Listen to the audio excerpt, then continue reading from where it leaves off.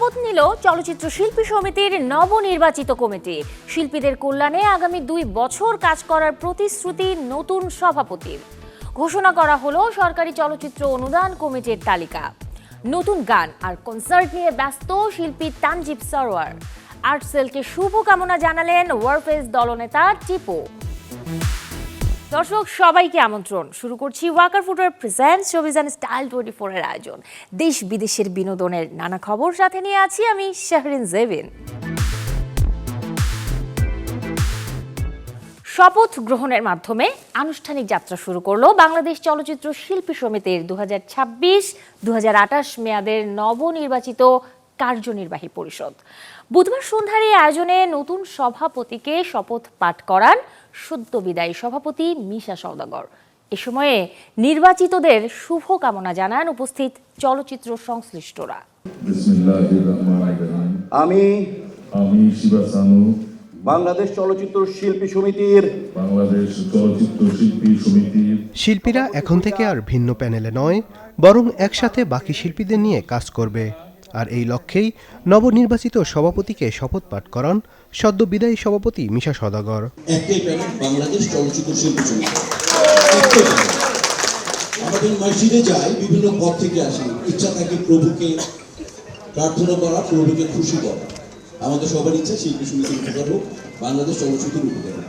অন্যান্য বারের তুলনায় এবারের নির্বাচন সুষ্ঠু ও শান্তিপূর্ণ হয়েছে। যদিও নির্বাচনের পর একটি আপিলের যথাযথ নিষ্পত্তি করা হয়েছে বলে জানান আপিল কমিটির সদস্য নির্মাতা কাজী হায়াত। যারা এসেছেন তাদের সবাইকে স্বাগত, এবং আমি আপনাদের পক্ষ থেকে আপিল কমিটির একজন সিনিয়র সদস্য হিসাবে শপথ গ্রহণ করার জন্য অনুমতি প্রদান করছি। শপথ গ্রহণের মধ্য দিয়ে আগামী 2 বছরের জন্য আনুষ্ঠানিকভাবে দায়িত্ব গ্রহণ করেন বিজয়ী 21 প্রার্থী। পরাজিত প্রার্থীদের সাথে নিয়ে কাজ করতে চান নবনির্বাচিত সভাপতি।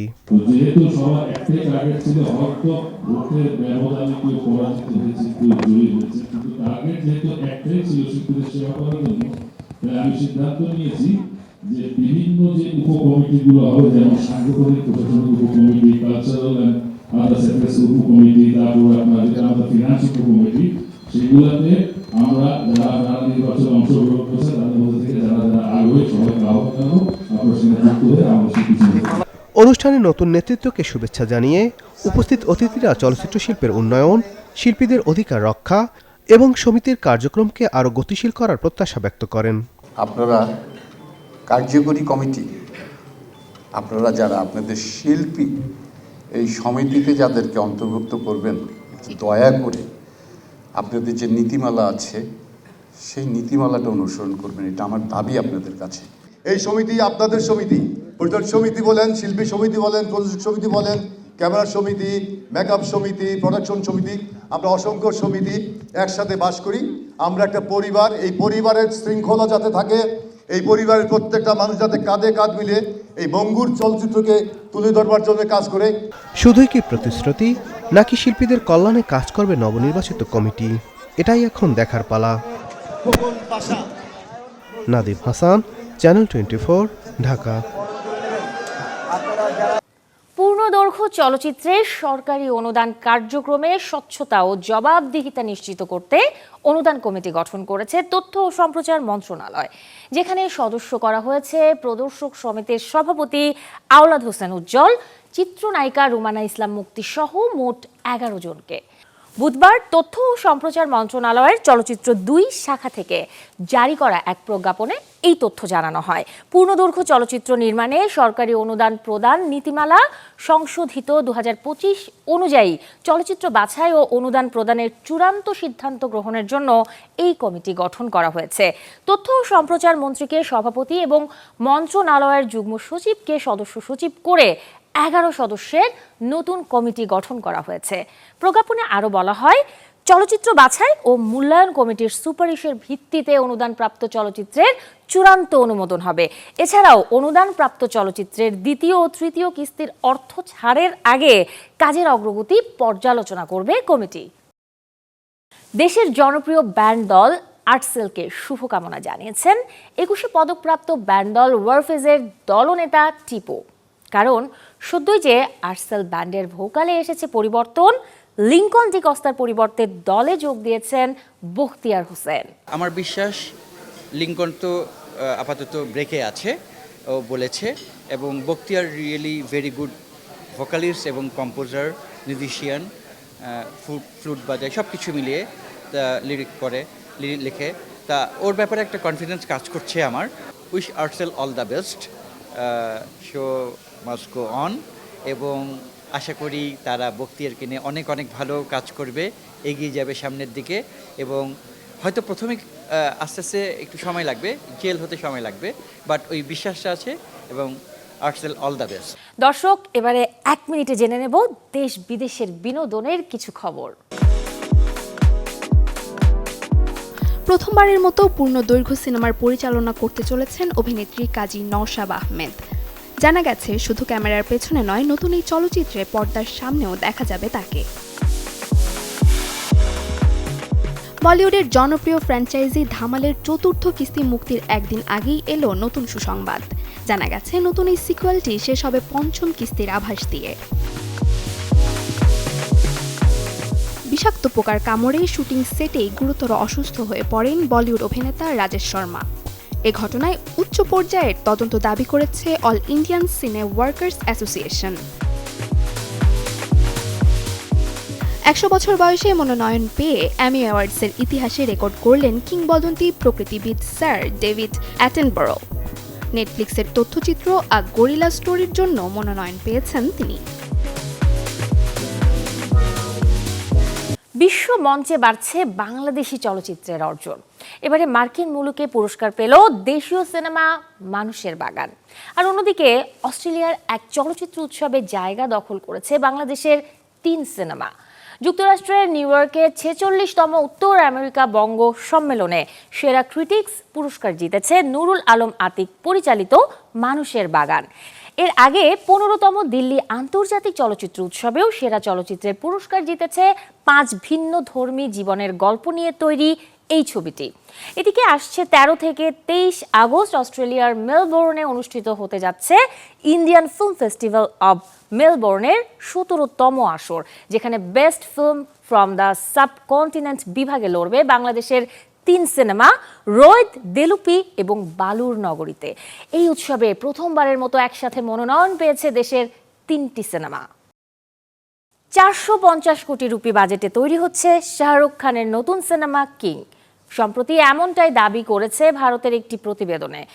তবে সেই দাবিকে সরাসরি মিথ্যা বলে উড়িয়ে দিয়েছেন শাহরুখের পাঠান ছবির পরিচালক সিদ্ধার্থ আনন্দ। বলছেন, কিং নয়, আদিত্য ধরের ধুরন্ধর বলিউডের সর্বোচ্চ বাজেটের সিনেমা। পাঠান, জওয়ান এবং ডাঙ্কির সাফল্যের পর শাহরুখ খান এখন ব্যস্ত তার বহুল প্রতীক্ষিত সিনেমা কিং নিয়ে। সদ্যই এক প্রতিবেদনে দাবি করা হয় ছবিটি নির্মাণে ব্যয় হচ্ছে প্রায় 450 কোটি রুপি। তবে বাজেট নিয়ে প্রকাশিত সেই তথ্য প্রকাশ্যে আসার পরই এক্স হ্যান্ডেলে এক শব্দে মিথ্যা বলেন পরিচালক সিদ্ধার্থ আনন্দ। যদিও বিস্তারিত কোনো ব্যাখ্যা দেননি এই পরিচালক, তবে ধারণা করা হচ্ছে 450 কোটি রুপির বাজেট সংক্রান্ত দাবিকেই নাকচ করেছেন তিনি।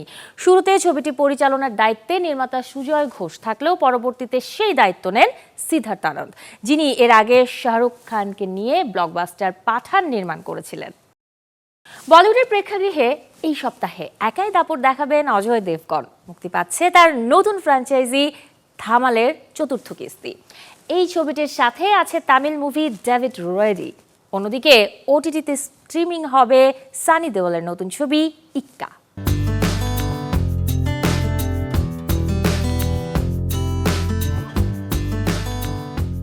এই সপ্তাহের সবচেয়ে আলোচিত মুক্তিগুলোর অন্যতম ধামাল 4। ইন্দ্রকুমার পরিচালিত জনপ্রিয় কমেডি ফ্র্যাঞ্চাইজি 4র্থ কিস্তিতে এবার গল্পে এসেছে বড় পরিবর্তন।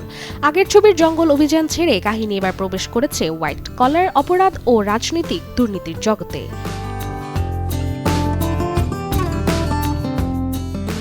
ছবিতে অজয় দেবগনকে দেখা যাবে একজন IRS কর্মকর্তার ভূমিকায়, যিনি এক বহুল আলোচিত আর্থিক অপরাধের তদন্ত করতে গিয়ে জড়িয়ে পড়েন এক প্রভাবশালী দুর্নীতিগ্রস্ত রাজনীতিকের বিরুদ্ধে লড়াইয়ে। রহস্য, কৌতুক আর রুদ্ধশ্বাস টানাপোড়েনের মিশেলে সাজানো এই ছবিতে আর অভিনয় করেছেন অনিল কাপুর, ঈশা গুপ্তা, আরশাদ ওয়ারসি, রিতেশ দেশমুখ, জাভেদ জাফরি, সঞ্জয় মিশ্রা, অঞ্জলি আনন্দ ও সঞ্জিদা শেখ সহ বড় এক তারকাবহুল দল। শুক্রবার তেলুগু সিনেমা প্রেমীদের জন্য আসছে periodical action drama David Reddy. Hanuma Reddy পরিচালিত এই ছবিতে মুখ্য ভূমিকা অভিনয় করেছেন মাঞ্চু মনোজ ও মারিয়া রিকোবাসা, যাদের সঙ্গে আরও রয়েছেন আর পার্থিবান, কাঞ্চনা সহ আরও অনেকেই। অন্যদিকে একই দিনে ওটিটিতে সম্পূর্ণ ভিন্ন আবহ নিয়ে মুক্তি পাচ্ছে ইক্কা।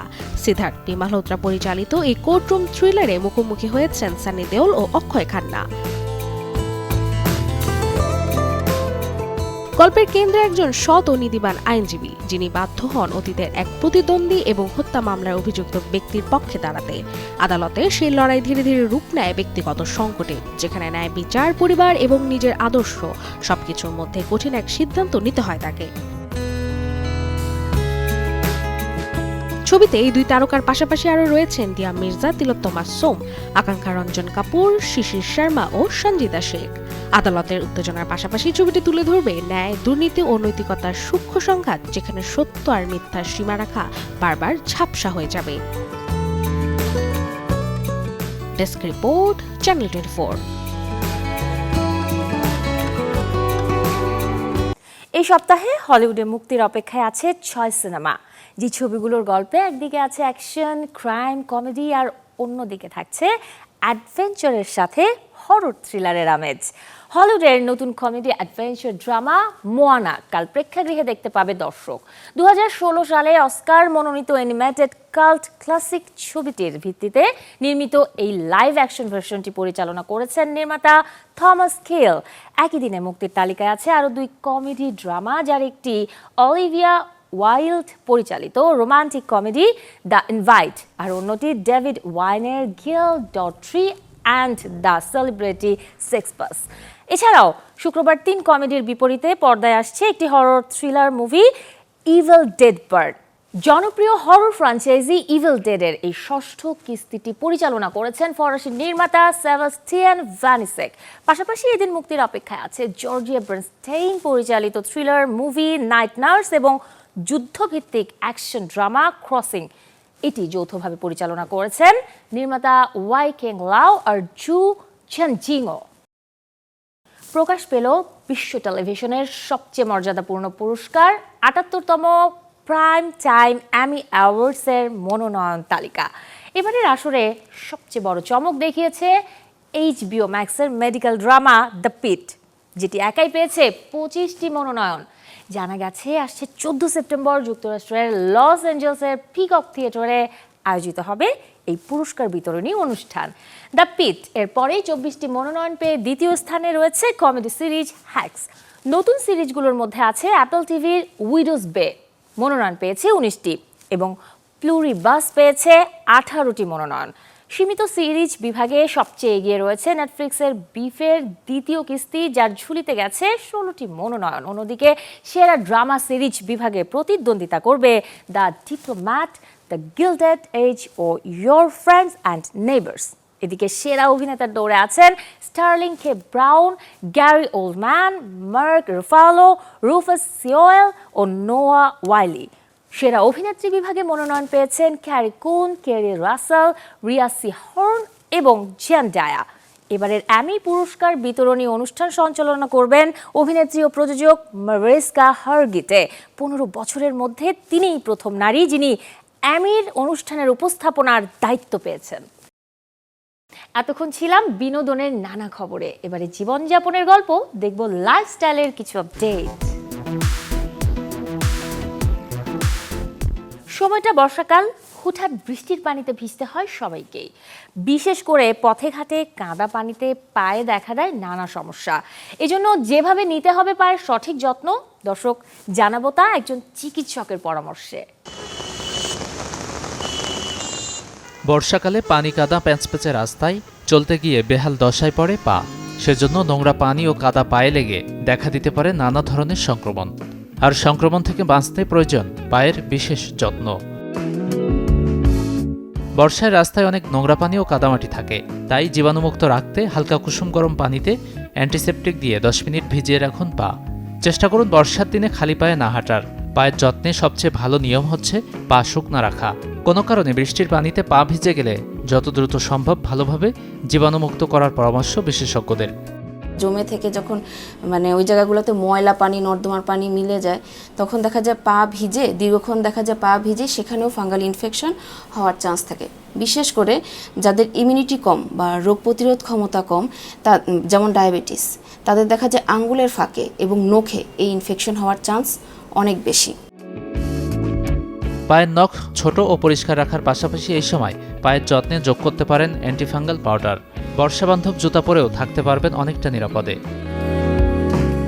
সপ্তাহে একটা দিন অন্তত পায়ের যত্নে কিছুটা আলাদা সময় রাখুন। লবণ ও শ্যাম্পু কুসুম গরম পানিতে মিশিয়ে পা ভিজিয়ে রাখুন 15 মিনিট। বর্ষার এই সময় পায়ের ছত্রাক সংক্রমণে খুব বেশি চুলকানি হয়। যে কোনো ধরনের সংক্রমণে সবার আগে অবশ্যই পরামর্শ নিন চর্মরোগ বিশেষজ্ঞের। গাজী আনিস, চ্যানেল 24। যারা পাহাড় ট্রেকিং করতে চাইছেন কিংবা আছে এমন পরিকল্পনা, আয়োজনটা এবারে তাদের জন্য। বর্ষায় পাহাড়ের আবহ যেমন থাকে দারুণ, তেমনি আছে এই সময়টাতে বেশ ঝুঁকিও। তাই জানাবো পাহাড় ভ্রমণে যেসব সতর্কতা মেনে চলতে হবে তার আদ্যোপান্ত।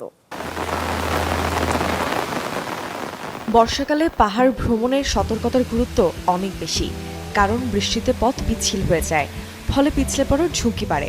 অনেক পাহাড়ি এলাকায় ভারী বৃষ্টির পর ভূমিধসের আশঙ্কাও থাকে। তাই যাত্রার আগে আবহাওয়ার পূর্বাভাস জানা, স্থানীয় প্রশাসনের সতর্কবার্তা অনুসরণ করা জরুরি। পিচ্ছিল পাহাড়ি পথে চলার উপযুক্ত জুতা কেনাটা খুবই গুরুত্বপূর্ণ। এই ব্যাপারে কোনো আপোষ করাই উচিত নয়। অতিরিক্ত আঁটসাঁট বা অতিরিক্ত ঢিলে পোশাক কোনোটি অ্যাডভেঞ্চারের উপযোগী নয়। ভালো গ্রিপযুক্ত জুতো, রেইনকোট, প্রাথমিক চিকিৎসা সামগ্রী এবং পর্যাপ্ত পানীয় জল সাথে রাখা ভ্রমণকে নিরাপদ করতে সাহায্য করে। পাহাড়ে চলাচলের আগে নিজের ফিটনেসের দিকে নজর দিন, কেননা পাহাড়ি পথে চলা খুব সহজ নয়। তাই অ্যাডভেঞ্চারের পরিকল্পনা করলে অন্তত 2 থেকে 3 সপ্তাহ আগে থেকেই অনেকটা পথ হাঁটার অভ্যাস করুন। যাদের উচ্চতা ভীতি আছে তাদের জন্য কিছু প্রস্তুতি সহায়ক হতে পারে। ভ্রমণের আগে পাহাড়ি পথ ও গন্তব্য সম্পর্কে ধারণা নেওয়া ভালো। খুব উঁচু বা ঝুঁকিপূর্ণ স্থান এড়িয়ে চলুন, অভিজ্ঞ গাইডের সঙ্গে থাকুন এবং দলবদ্ধভাবে চলাফেরা করুন। এটি আপনার আত্মবিশ্বাস বাড়াবে। দুর্গম এলাকায় যাওয়ার ক্ষেত্রে নিষেধাজ্ঞা থাকলে রোমাঞ্চের নেশায় সেসব জায়গায় যাওয়া যাবে না। সাঁতার জানলেও পানিতে না নামাই ভালো। ঝর্ণায় ভিজতে গেলেও স্রোতের নিচে সরাসরি মাথা বা ঘাড় না রাখাই ভালো। কখনো কখনো উপর থেকে শক্ত নুড়ি পড়ে আহত হওয়ার ভয় থাকে। আবহাওয়া খারাপ থাকলে পাহাড়ের ঢলায় নামার ভ্রমণ পরিকল্পনা বদলাতে হতে পারে, তাই সে মানসিক প্রস্তুতিও রাখুন। Desk report, channel 24। বান্দরবানে ক্ষুদ্র নৃগোষ্ঠীদের নিজস্ব ঐতিহ্য টিকিয়ে রাখা এবং কিশোর কিশোরীদের মাদকের হাত থেকে রক্ষা করতে সবুজ পাহাড়ে সুর তুলেছেন এক যুবক, যার নাম বমরাম আমলাই। বাংলার পাশাপাশি নৃগোষ্ঠীদের নিজস্ব ভাষায় গিটার প্রশিক্ষণ দিয়ে বান্দরবানে বেশ সাড়া ফেলেছেন তিনি। দর্শক, চলুন না দেখে আসি তার স্কুলটি।